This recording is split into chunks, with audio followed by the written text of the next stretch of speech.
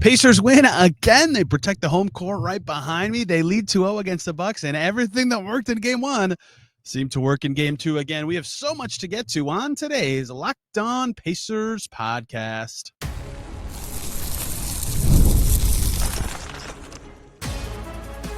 You are Locked On Pacers, your daily Indiana Pacers podcast, part of the Locked On Podcast Network, your team every day. What up, y'all? Happy Wednesday, and welcome into another edition of the Locked On Pacers podcast, where we, of course, talk about the Indiana Pacers. As always, my name's Tony East. I cover the team for Forbes, and today, still in Gainbridge Fieldhouse, it's almost midnight, and the Pacers are up 2-0. They beat the Bucks again, this time a little closer, got real hairy in the fourth quarter instead of fake hairy in the fourth quarter, but two clutch shots and a general excellent offensive night for the Pacers have led them to a 2-0 series lead over the Bucks. Commanding start. They have to feel great going back to Milwaukee after protecting home court. If they win every home game in the series, they will win. That's why home court advantage matters. And Tyrese Haliburton has still not lost a home playoff game as a member of the Pacers.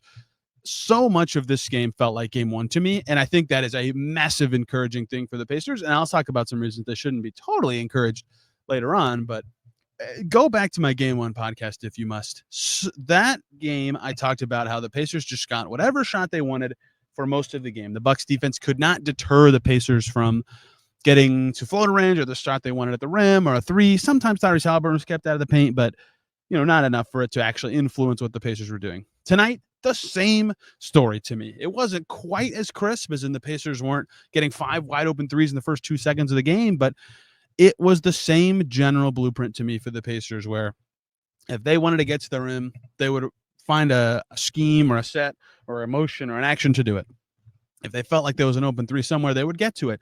If they want the floater or they want the Nemhard or Siakam elbow jumper, they would get to it. And sometimes it's a matchup thing. Sometimes it's just the Bucks not playing great defense in the series. But that has been the story of this series so far. To me, is you could talk about the Pacers being a little warm from three, 44% today, Bucks at 40.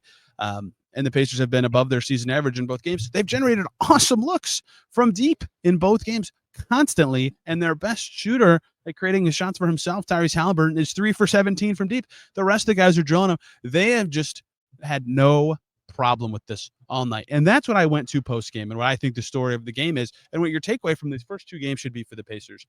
It just doesn't matter how the Bucks defend them, right? In game one, we saw Giannis sometimes wouldn't switch, especially with Haliburton as the ball handler. Sometimes he would, and the Pacers would figure it out, and they would attack what was now available to them, whether it was a matchup or whether it was a screen that was actually a useful screen because they weren't switching.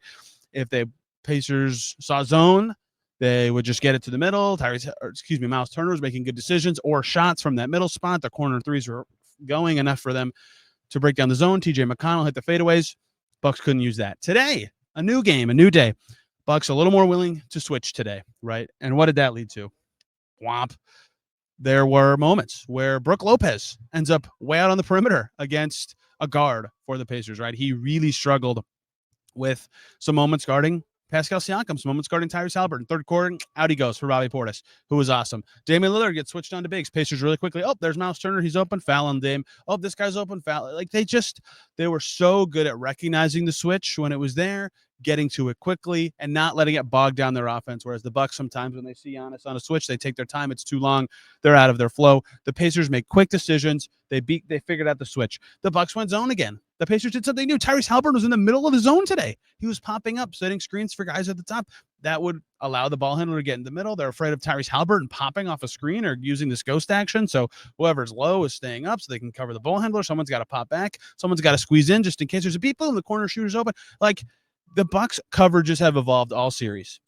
Who is switching with who, how they want to cover this guy versus that guy. And it's good that they're mixing these things up. The Pacers are just so ready for them, no matter who is on the floor. And the Pacers are just about the worst team to have no defensive answers for, because Tyrese Haliburton will just see it and tear you up, and other guys can play off of him so well. And a lot of guys deserve credit for what they've done in those moments. It hasn't been quite like easy 4-on-3 opportunities for the Pacers in this series like it has been in some other cases, but TJ McConnell making the most of his chances, 4 assists, no turnovers for him, 6 assists, 1 turnover for Nembhard. Those guys have been puncturing the spaces that are in front of them, but everybody really has, whether it's via their scoring or via their own passing. Aaron Nesmith was making his threes tonight, tried to get in the lane a few times that he probably shouldn't have, but he was wide open all the time. Pascal Siakam got the shots he likes and made them in this game. Myles Turner has been a godsend for the Pacers in this series, making huge shots, timely shots, big shots, 15, quiet 15 for Myles Turner. Like, it's just so easy for the Pacers to get their shots, and a lot of that is because they can identify what the Bucks are trying to do defensively, figure out how to beat it, and score so fast in these games. The Bucks have to change something because what they're doing is not working, even against bench groups that have been up and down for the Pacers all season and have not been awesome in this series. Today, Obi Toppin, better game, 3 for 4, 7 points. Huge 3 from Obi Toppin late in this game. Bennedict Mathurin has had 2 games where he struggled to finish shots that he can totally make. No one thinks he's playing bad despite poor percentages. 14 points on 10 shots for him. TJ McConnell, more of an off night, but his passing was there. Jarris Walker, more of an off night, but he barely played. His defense there. And Thomas Bryant continues to play way better than I thought he would in the series. 2 head-scratching plays to start the second quarter. Rock solid for him the rest of the night. They can play everybody. Who thought that that would be possible? Actually, some guys in my mentions have told me that they thought I was wrong for suggesting they would shorten their rotation, and I was. They've played 10 guys, and it has worked perfectly fine for the Pacers in the series because every trip down the floor, they know that there's a weak spot in that Bucks defense that they can attack, or they know that there's something they can do to get the Bucks to a point where there's a weak spot that they can attack. I've seen it described very well in other places that the Bucks like set a defense and they have a strategy and they're ready to go, and then the Pacers get in the paint, the Bucks react to that, and so the Pacers kick it out and they reset, but there was like a switch or a rotation amid that action, and then the Pacers do it again, and then the Bucks have to rotate and switch or do whatever the thing is again, and then again and again, and eventually the Bucks run out of getting it right. Someone messes up the rotation. Someone switches wrong. Someone does the wrong thing reacting to a screen. And the Pacers instantly are like, okay, now that's open, or this shot's there, or that's it. It's just been so methodical and easy for the Pacers to score. And that's why they shot 48.9% from the field in this game. The Bucks shot better because they made more twos, but the Pacers got great threes. They made 44% of them. The Pacers got to the foul line for 19 attempts. They made every single one. They won by 8. They made 19 of their 19 free throws. The Bucks went 13 for 19, right? They have been so good at playing Pacers basketball. That's exactly what they had to do, right? They changed up some defensive stuff. Damian Lillard played. We'll talk about that. Some stuff in this game that I thought, man, this is different, but the ball movement has just been spectacular. And so even as the zone comes in, Pacers post, boom, bucket. Even as Tyrese Haliburton gets a switch on Brook Lopez, a moment that we hadn't seen the first game. Boom, easy to score right away. Right, all this stuff that was different in this game. Some of it because of Dame, some of it because the Bucks changed up who was playing. They were crashing more on the offensive glass. All the stuff that could have been different. It could have been slightly more challenging than the Pacers. And yet I walk away from the game going, man, that felt exactly like game one. Exactly like game one, because the Pacers just did exactly what they hoped to do. I think that speaks to a few things. One, that they're playing better than the Bucks right now by quite a bit. Their preparedness has guided them here. They were ready for whatever the Bucks would throw at them. And if you listen to the post-game press conferences, you'll hear me ask some version of this question multiple times, which is, look, they've thrown multiple coverages at you guys. I've described a lot of them already, but even like in one quarter, in one possession, in one lineup, whatever, they switch how they're covering certain guys with the same actions. They've thrown a lot of different stuff at the Pacers, and yet every time the Pacers are ready for it. Why do you think that is? Why? And some of them have talked about they're being prepared for the series, and some of them talked about being a good offensive team. But I thought Tyrese Haliburton's answer was the most revealing. They've played the Bucks. They're going to be pretty close to have played them 20 times in the last 2 seasons, right? If the series ends in 4, it'll be 19. If it goes 5+, it'll be 20. When you play a team that much, even with changed rosters and schemes, if it's the same coaching staff or same general built around this guy or that guy, they're going to do a lot of stuff the same, or they're going to show a lot of their stuff at some point. And the Pacers have played a lot of important games against the Bucks, granted in different contexts all the time. So you can talk about all these things from this series, what the Bucks changed and how that helped the Pacers, what the Pacers slightly changed in this game. We'll get to some of that. The Pacers stars being stars once again. This all matters. I'm going to talk about all this today. But the Pacers have come into every game with a plan against all these Bucks defenses. They've come into every game knowing they're going to execute and keep their pace up. They're not going to bog down. They're not going to let the ball stick. They're going to be ready because they've seen it all before against the Bucks, and they've shown it. And the poor Bucks cannot figure out what to do about it so far. The only times through 2 games where I have thought the Pacers offense has been bad has not been because of something Milwaukee has done. It's because the Pacers get in their own way. The fourth quarter of both games, when it got closer, got to 12 in game one, it got to 2 today, 115-113, a 13-0 Bucks run in that stretch. For a moment, everybody thought, oh boy, we've seen the Pacers blow this kind of game before. This time the Pacers responded very well. You know what they did? They came out of a timeout at 115-113, ran a great play that got Pascal Siakam a completely wide open right wing three. Guess what? He nailed it. Then a long defensive possession. Pacers did a great job defending Giannis at the rim. Tough layup. He's made those all series. He misses this one. Myles Turner, huge rebound. Pacers 2 trips later, after some tacks, after some skirmishes, after some rebounds. Andrew Nembhard, cold as ice. 3 over Giannis. That one wasn't the best process shot, but it was Andrew Nembhard, the playoff riser, if you listen to yesterday's podcast, appearing once again. For some reason, Kyle Kuzma took the 3 in 10 seconds on the Bucks' next trip, and it was over. They got 2 huge shots late. One they got because they played their offense and generated it. One they got because Andrew Nembhard was awesome, and they win the game. Their offensive process has been awesome. And until the Bucks find answers, the Pacers have to feel very good about how they've played in the series and where they could go next. So much more I want to get to today. The stars being the stars, what the Pacers changed in this game and how it helped them, Dame's impact, what could be coming in Milwaukee. Before we get to any of that, we need to talk about game time. There's nothing like the atmosphere of an NBA playoff game. Every bucket, every defensive stop, every moment feels huge. It's electric in the arena. And with Game Time, you can be a part of it without the stress of last-minute ticket hunting. Game Time makes it fast and easy to get playoff tickets, even when demand is sky high. Prices on the app actually go down as tip-off gets closer, and their last-minute deals can save you up to 60%.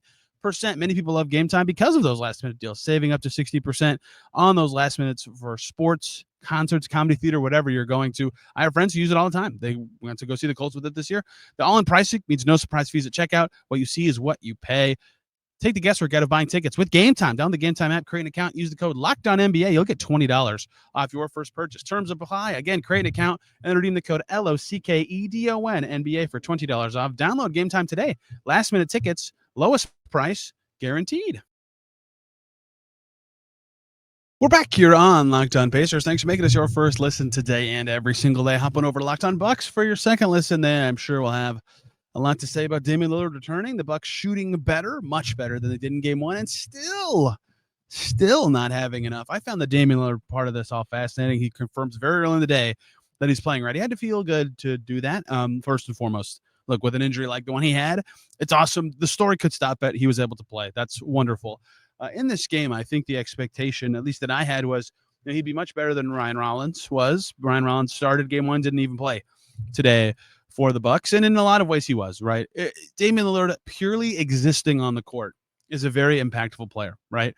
He got up 8 threes, 5 free throws, 7 assists. He was not a nothing on the floor, but going 2 for 8 from deep and not defending at an extremely high level, the Pacers were totally willing to target him with whatever they were doing, whatever they hoped to accomplish with switching. And he's going to be better in the series. I think many have forgotten how good he was last year for the Bucks in this exact series. 35 points in one half is magnificent, but he didn't have a huge impact in this game, right? Again, he has gravity. That's huge. Late in the game, the Giannis is taking it up. Whoever's guarding Dame is glued to Dame, and Giannis is getting to the rim every possession. But, I think Dame, this was his first game in, I think, 14 missed games for the Bucks, almost a month, maybe even more than a month.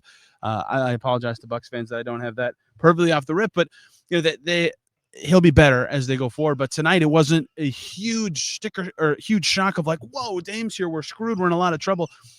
I thought the Pacers handled him well.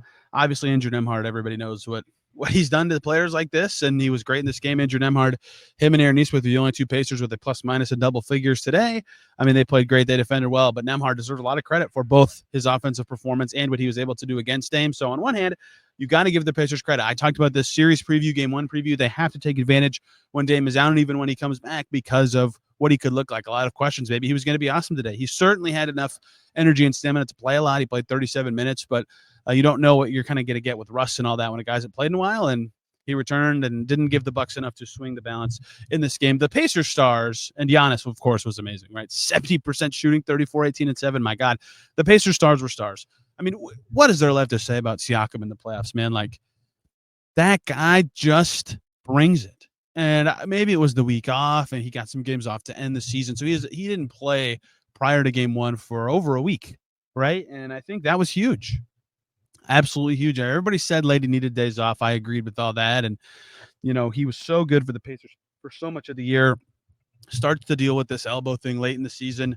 He has been so good in these games. The scoring is there because of the Bucks and the way they play. Giannis switches off of him sometimes. He's not always guarded by Giannis anyway. He can kind of score against anybody. He had that beautiful move against Giannis in game 1, but it's just so easy for him to score in this series. Like, there's not a good, besides Giannis, player on the Bucks who has either the size or the speed or like the footwork ability to guard Pascal Siakam in this game. Boom, he torches them for 24 points on 16 shots. He hits 2 threes. He makes all of his free throws and does all this other stuff that's just like amazing. Also 11 boards, 3 assists, 3 steals. He was terrific again. He's been the Pacers leader in these playoff situations. He's been up 2-0 before. He knows what is required. Like, I think it's been fascinating to hear about the Pacers players leaning on him and his voice. Since he joined the team, he was a critical voice last year when they were down 0-1. He's even critical now when they're up 2-0. It's a different thing. Haliburton, a huge bounce back. You heard Derek Kramer and I talk about this yesterday, right? What the deal is with him and the shots he had in game 1. I asked him. He said he would like to have the same shots that he had in game 1, and he got them.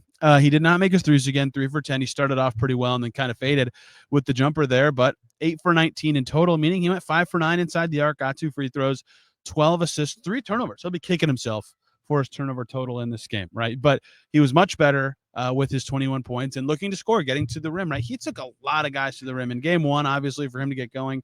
It was some AJ Green moments in the second quarter. It was some AJ Green moments really all night, but today it felt like a lot more players he was just willing to go at or make a move against in a way that was very important for the Pacers, that he got going to the rim, because yes, everybody knows he is excellent at his absolute best when he can get in there and make stuff happen, but it opens up stuff for everybody else. It opens up some spacing stuff. It opens up some passing lanes. And so those two combined, Pascal Siakam and Tyrese Haliburton, for 45 points in this game. And it's when the stars are stars, the Pacers are so tough to beat. And it helps that the other 3 starters all had 15 plus points, all took 10 or 9 shots. The balance for the Pacers today was just spectacular. Even the bench was good, like I already said. But a lot of that is possible because of how good their star players have been this series. I mean, it doesn't matter who the Bucks don't have the right guy to guard Tyrese Haliburton. I talked before the series about how the Bucks perimeter defense was better than last year, and I still believe this, right? Gary Trent is a new element they haven't had. Taurean Prince has been good against the Pacers like the last 2 seasons. I promise. Like, he was really good in that Lakers NBA Cup final. He had some good games against the Pacers this year. Like, they just haven't had anyone who I feel like I felt their defensive impact in a major way against Tyrese Haliburton. Obviously, no one has the size, technique, or speed to guard Siakam. The stars have been stars. And they were again tonight for the Pacers, who continue to just have absolutely no trouble with the Bucks. Let's talk about some stuff the Pacers did differently than game 1, because a lot of that was very revealing about what they could do going forward. And I think the first thing I mentioned was a lot of what they did was very similar, right? Their offensive strategy felt alarmingly similar to game 1, not alarming in a bad way, just like shocking if you're the Bucks, like, oh, they're doing the same things when we're still losing. Their rotation was almost identical. I type every sub the Pacers do in these games. Their first ones are almost the same. Toppin comes in for Siakam, then Mathurin, McConnell, and come in, and Siakam comes back in, then Jarris Walker comes in. But the difference was when Jarris came in game 1, Obi Toppin was dealing with foul trouble. This time, Jarris Walker came in for Tyrese Haliburton. That was different, and to me, it was very clear that was because Damian Lillard was on the floor. The Pacers had Tyrese Haliburton and TJ McConnell out there together as their backcourt at that time, and that's just not, with Dame and KPJ out there, that's just tough. Like, that's tough from a matchup perspective. So that was a slight tweak. They got Jarris out there. They got some more defensive size.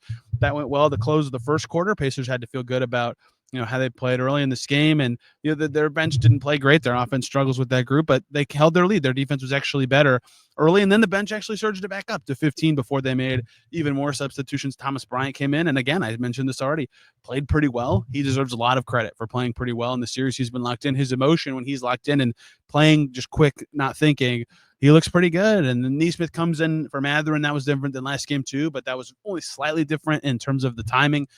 Everything else rotational-wise was similar. So the only real rotation change, you could chalk it up to foul trouble, but I think you could also chalk it up to, Damian Lillard's playing. They're more cognizant of their backcourt defense in those moments, and Haliburton came in and still obviously had the offensive game he had, so there's something to that. In terms of like major adjustments to what the Bucks were doing, I think the Pacers were just quicker to realize, hey, the Bucks were adjusting on defense. We've got to get to our advantages faster. The Bucks always have a weak defender on the floor with just what they've got going, right? I mean, pick your litter of who you think the weak defenders are on the Bucks. It's almost impossible for them to play 5 guys that does not include one of them in a lineup that actually makes sense. And that's what I think the Pacers have done so well, and why I didn't feel like they made so many adjustments. Like they're and what I mean by adjustments is like a real change of strategy. I'm not saying they're not adjusting to the Bucks at all. The Bucks throw different coverages at them and they play differently in response to them, but that's like not what I mean by adjustments. That's just playing the offense that would beat the defense across from you. They would have done that no matter what the defense was. It just came at different times in the series. That's not an adjustment. That's just a word that makes sense there. But the Bucks are adjusting, and the Pacers are just playing really well. I thought they attacked Lopez more in this game, though. They were planning somebody at the dunker spot to start the second half, so that zone defense couldn't quite be as important. The Bucks started second half in zone very quickly. Couldn't get that going. I mean, they've just been great. They've just played very well and playing the way that they want. And there's still more they can do better. They've got a lot to expect when they get to Milwaukee. They're going to have to change a few things that Rick Carlisle noted after the game, but their balance has been huge. Their offense has been awesome, and the Pacers are up 2-0 for a reason. Let's talk about what's coming and what they could change in Game 3 to close out today's Locked On Pacers. Before we do any of that, let's talk about Amazon Fire TV. Did you know your Fire TV is also an Xbox? Turn on any TV into your gaming entertainment hub with Fire TV Stick 4K devices. No console required. Just grab your paired controller, subscribe, or sign into Xbox Game Pass Ultimate with EA Play included, and you're ready to play. Dive into hundreds of premium titles from EA Sports College Football 25 to Call of Duty Black Ops 6 and Avowed as easily as you stream your favorite shows. It's gaming made simple, and it's all on your Fire TV. With Wi-Fi and auto low latency mode, advanced technology, Fire TV Stick 4K delivers smoother, more responsive gameplay. With lightning fast speeds, you need to stay competitive. With 4K streaming, you can watch more than 1.5 million movies and TV episodes from your latest subscribed services like Netflix, Prime Video, Disney Plus Max, and more. I mean, it's just the perfect, affordable, and portable gaming experience. Head to Amazon.com/Fire TV Lockdown to get started. Xbox Game Pass Ultimate subscription and compatible controller required. Available on select devices, including Fire TV Stick 4K 2nd Gen, Fire TV Stick 4K Max 1st and 2nd Gen, and Fire TV Cube 3rd Gen. We're back here on Locked On Pacers. Thanks for making us your first listen today and every single day. Make your second listen any other games that happened tonight. Locked On Grizzlies, Locked On Thunder, Locked On Lakers, Locked On Wolves. Like that last game's not over. We'll see what goes on there, or Locked On NBA, where you can hear me for about a minute. Or Locked On Today, which you can also hear me for about 5 minutes. Okay, that's a lot of babbling. Look, what's coming in Milwaukee is this Game 3, man. Look, let's zoom out for a second. It's very easy. The Pacers should feel confident. They've played great, and it has not been particularly difficult for them to get shots they like. And look, during the regular season, they had the 4th best effective field goal percentage. They're very good at generating shots they like. They win a lot when they do it. They should feel good about their position. However, I would caution 2 things. 1, remember the 2021 NBA Finals, where Giannis Antetokounmpo and the Milwaukee Bucks were down 0-2 to the Suns. What happened next? Dominant Bucks play. They're a different team now, a much different team, but they have some holdovers everywhere from that group. They can absolutely do this. They're a great basketball team. 2, this same Pacers team was down 0-2 in a series last year against the Knicks, and they won, right? It's not over. 2-0 is not over. The odds are not good. I talked about that before the series. If you're up 2-0, your odds of winning are huge. You have to win 2 out of 5. The other team has to win 4 of the 5. That's a huge odds shift, especially when you have home court advantage. But it's not over. It's not even close to over. I appreciated Myles Turner getting right to that after the game. He's doing the on-court interview with Pat Boylan on the court, right? The first thing he said was about exactly that, right? That it's not over. They've got to keep playing well. They've got to keep their focus up because it's not over. It's going to be hard for them. I'm trying to find his exact quote, but I had issues loading my own Twitter feed. He said, still got a lot of work to do. Myles Turner did, and they do. And Game 3s were huge for the Pacers last year. The 2 Game 3s they won that series. The 1 Game 3 they lost that series. Not to say that that's correlation, causation, anything like that, but it was clearly a big game in those series, and the momentum that it provided. This upcoming game on Friday is huge for the Pacers. The crowd's going to be different. It's going to be against them. The Bucks are going to adjust again. They have to change their starting 5. They just have to. Their bench players have been better. They need more minutes with their better players. It's do or die for them. Giannis was talking about it after the game. Like, they have to. So the Pacers have to be ready for that, proactively ready for the starting lineup change and what that's going to challenge them to do. Look, I talked about the shooters being huge around Giannis. It has to be defensively focused. for the Bucks. It just has to be.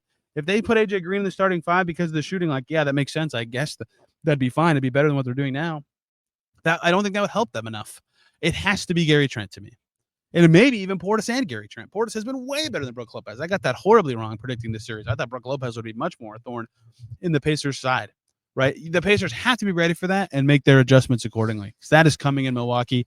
And I'll be curious about them playing from ahead. Look, they were up 3-1. They went to Milwaukee for Game 5 last year. No Dame, no Giannis. They lost. Everybody thought that was a huge opportunity to end the series. They lost that game, right? It is not over. It is not going to be easy. It's going to be extremely hard, and that is going to be the biggest adjustment for the Pacers to see coming. Is what is the Bucks starting lineup change going to be, and how do they have to respond rotationally, strategy, whatever it's going to be, because that could change things in a significant way. Rick Carlisle and the Pacers said, one, they still want to defend Giannis better. I thought they did okay. I mean, it's just so hard, man. He took fewer free throws in this game. He had way more assists. He had 34 points. He shot 70% from the field. He had 18 rebounds. Like, what are you going to do? What do you do? What do you do? There's a leaf blower going on. Speaking of what do you do, I shouldn't podcast out here with this late after the game. I mean, what are you supposed to do? It's so tough to keep him away from the rim. They can try the wall. They can try the doubles. They actually had a few times this game where I thought, oh, that was bad. Like some of their worst Giannis defense of the series where he just kind of got to the rim and the rotation never came. That can't happen. But in general, I'm kind of just like, man, what they've been doing has been okay. They've at least fouled him, made it hard on him, like showed him different coverages throughout games, switched it sometimes, not others. I think they're defending Giannis okay. Rick still wants to see it be better, right? And that would be huge. Like if Giannis is cut off, if that water's cut off, the Bucks just have nothing. They just have nothing. Carlisle wants better rebounding. I thought that was noteworthy after this game. I can do math better than that. 43 boards for the Bucks in this one, 38 for the Pacers. The Pacers won the rebounding battle in game one, but something that changed in this game is, look, the Pacers, the Bucks in some ways are a good matchup for them because of this. The Bucks love to get back in transition. They're not a heavy offensive rebounding team. They tried to crash more in this game from the wings or from inside the paint, whatever. And Giannis got 7 of those 12 offensive rebounds, and some of that is him just getting his own miss. So it's not like the perfectly accurate number for them getting 12, but it did, especially with Giannis, but still with the rest of the team, feel like the Bucks put more of an emphasis on the offensive glass. One, it gets them points if they get it and can score. Giannis did a good job with that in this game, right? That's clearly a box score difference you'll see from game one to game two is those Pacers fast break points way down, only 4 in this game. They had I think over 20 in game one. And sometimes that stuff can be categorized weird if it's like points in transition, but not whatever, a fast break point. And then second chance points, the Bucks had 15 in this game. But the Pacers have to be better on the glass in their next game because that's a strategic shift the Bucks are trying to do to, one, stop the Pacers from getting in the open floor, which is where they're at their best, and two, give themselves extra chances. Now, the Pacers half-court offense has been so good, they haven't needed those easy extra chances, but that's something I think to keep an eye on in the next game. And once again, we're hearing this from the Pacers. They thought they slowed down too much. And I think that is so fascinating to hear again and again. Thomas Bryant said it after game one. Rick Carlisle says that this time, like the Pacers, multiple times in the regular season, they had 96 possessions in game one. They only had 12 regular season games with fewer than 96. Today they had 97, one more. They hope to play faster. They played the smidgenest faster, but their seconds per possession is long. It's almost 16 seconds. They were getting deep in the clock on some of these trips against zone. And like to their credit, a lot of the reason that's happening is they're creating breakdowns in the Bucks defense and then attacking it until they get a good shot. Like they're not taking 16 seconds to get one good shot. They're taking 16 seconds to get an awesome shot, right? It's not a bad process, but they're better faster than that. And I could see them trying. They were doing the thing that's like the keyest sign that they're trying to play fast. They were rushing to get the ball when it goes out of bounds for whatever reason, off the rim, off a scramble. They run to get it because they want to push up the floor immediately before the other team is settled. So they have to start thinking and going right away. They tried to do that in this game whenever they could. So I know the Pacers are trying to cognizantly play faster. It didn't quite happen for them in this game, just a smidge faster in terms of number of possessions, but their seconds per possession is still pretty long. I think that's something they would like to have go better in game three. But look, until the Bucks can stop the Pacers, they have to be proactive. What I'm about to say is objectively wrong. Until the Bucks can stop the Pacers don't have a ton they need to, like, wholesale change. Keep poking, keep prodding, keep creating your advantages and playing off of those and playing the way you want on offense, and that's great. They don't need to change the rotation. I said this after game one, and I half expected to have to change my tune after game two, but I don't have to. I said, if you can play 10 and get away with it, you should. That's objectively better. You're keeping your minutes down. It's just no one does that in the playoffs. Well, the Pacers do. Here they do.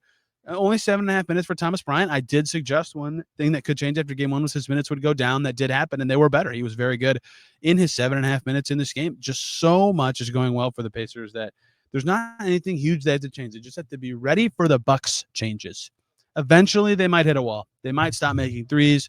They might not have as effective of a bench. They might have to shorten things up if things get tighter, if the series comes back here. But the Pacers are playing great. They've got to feel awesome about the series being 2-0 because it's 2-0, and it's exactly the type of games the Pacers want so far. It's getting too loud in here. They're cleaning up.